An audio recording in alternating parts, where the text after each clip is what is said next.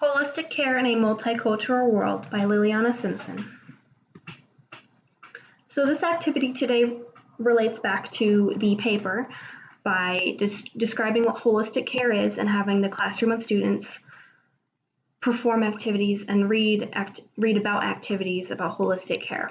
So what is holistic care? Holistic care is a complex concept which provides an in-depth understanding of a patient and their needs.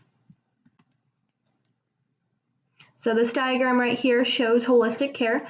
When a patient walks into a hospital or a care center or even has an in-home caregiver or something like that, the whole point of holistic care is to look at that person not just through their diagnosis and through medical knowledge, but through their mental health, physical health, activities, things like that.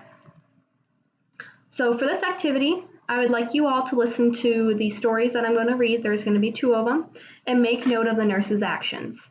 So what did the nurse do correctly or incorrectly to promote holistic care or to not promote holistic care? So this first story I'm going to read is called Making James Translate. James picked up Spanish on the job. Even after years of learning, speaking in Spanish isn't easy for him. To illustrate, James tells the story of a woman we'll call Rosa. Rosa first came to Maple City Healthcare Center in the early days when James's Spanish was becoming good enough that he didn't need a translator. Even though it was a challenge, James managed to communicate well enough that Rosa, working as a team, they delivered Rosa's first child. Rosa brought the child to the center for regular care. James and Rosa struggled to communicate about breastfeeding, immunizations, physical exams, and all the minor medical emergencies that are a part of a child's early years. In spite of the difficulties of language, Rosa trusted James to deliver and care for 2 more of her children. 6 years after Rosa's first appointment at the center, she brought a friend of hers to the office. Rosa helped her friend fill out the necessary forms as the pair waited to see James. A nurse escorted the pair back to one of the patient rooms. As the 2 women walked down the hall, James turned a corner just in time to hear Rosa explain to her friend in flawless English, "Don't worry, his Spanish isn't great, but he tries hard, and if you can't understand him, just get him to repeat." So in that first story, did the nurse perform holistic care or not? I believe he did, and this is a great example of holistic care, especially towards the end. You notice that she could speak English and Spanish. She was bilingual, but James wasn't aware of that, and James took it upon himself to communicate in her first language to ensure that he was caring for her care and taking into consideration her care or her culture for her care. And he could have taken the easy way out and chosen just to speak English or to find a translator and pass her along, but he took it upon himself to make sure he provided the best care possible. So that is an example of holistic care. So the second story is called Nurses' Experiences of Caring. So this is a nurse's story included in a case study about multicultural care. So a 28-year-old female nurse says, "I was a nurse in Baluchistan for some time. Believe me, it was very difficult for me. They did not like it when I touched them, especially men. When I talked friendly, they misinterpreted it, and when I checked their blood pressure, they felt uncomfortable. I gradually learned to consider such things in their culture. They were sensitive to the dressing of their patients. When the surgery of a patient was finished, she had to be completely dressed. They were annoyed if some part of her body was seen." This was a short story, but did the nurse perform holistic care or not? She did not, at least in the first half. So to take into consideration, the first story had a male nurse, this one's a female nurse. That type of care will vary depending on the gender, obviously. In addition, she is also in a foreign country. She is not in a Western-based country like America.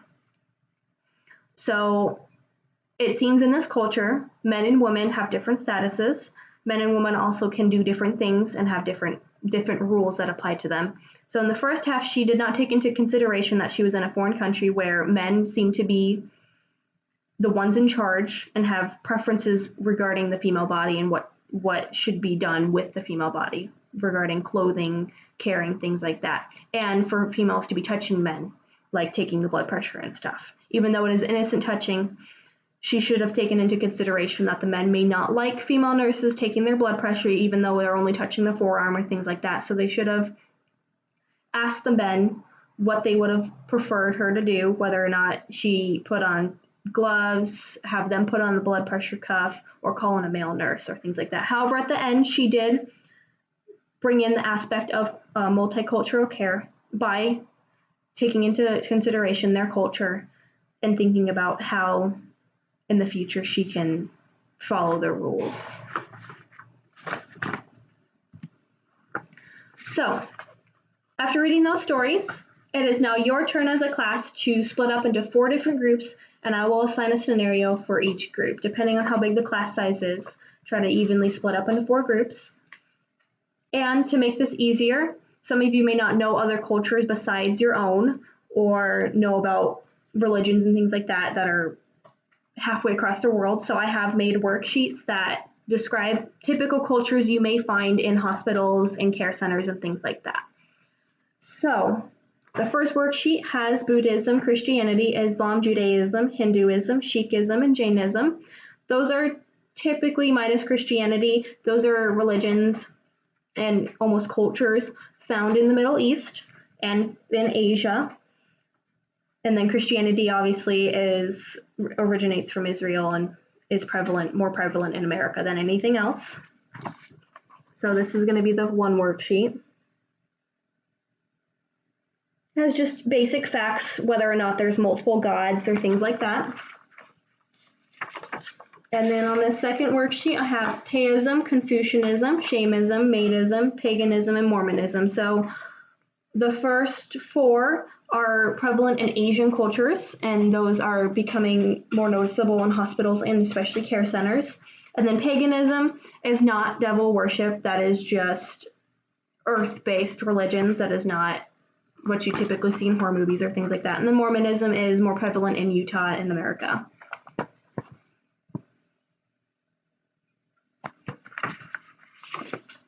Okay. So group 1, your scenario will be a nurse brings breakfast to a resident, but they decline because they are observing a fasting period. How should the nurse react?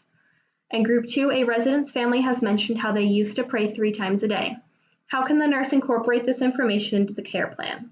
So for that one, like I work in a nursing home, so when a resident's family brings a resident in, they fill out this form that states what the family member used to do or what they believed in before they declined in health or things like that. And if the resident's family believes that this is important, they will mention it. So a resident's family is talking about their family member that they're bringing in and their beliefs. So how can you incorporate that into the care plan? And group 3, a resident asks the nurse to pray with them in the morning. However, the nurse is an atheist and does not pray. How can the nurse politely refuse this offer and still provide the best care without overturning or conflicting her own beliefs? Because in a healthcare setting, everyone has a right to their own beliefs, but a nurse cannot impede their beliefs or push them onto someone else, but a patient cannot force a nurse to overstep their own beliefs. So how can a nurse keep to her beliefs and still respect the resident's beliefs and still provide the best care without ruining anything? And then group 4, a new resident moves into the facility and appears to avoid eye contact. The nurse reviews their file and learns they are from the Philippines, which is an Asian country, Southeast Asia. So how can the nurse respect their lack of eye contact and better care for their residents? This is where the worksheet will help out. Certain cultures have different rules, as in like the one story that I shared.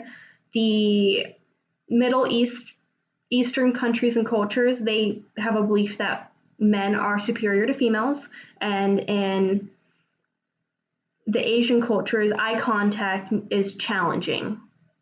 So this is where you can use that worksheet to better look at the situation and understand the different cultures, because you will encounter different cultures throughout your careers. I can say that much. Okay, so after splitting up into the 4 groups and going through the scenarios, you guys have about 30 minutes to do that. For reflection, I would like the 4 groups to stay with the 4 groups, but however move closer to the front for one big group discussion.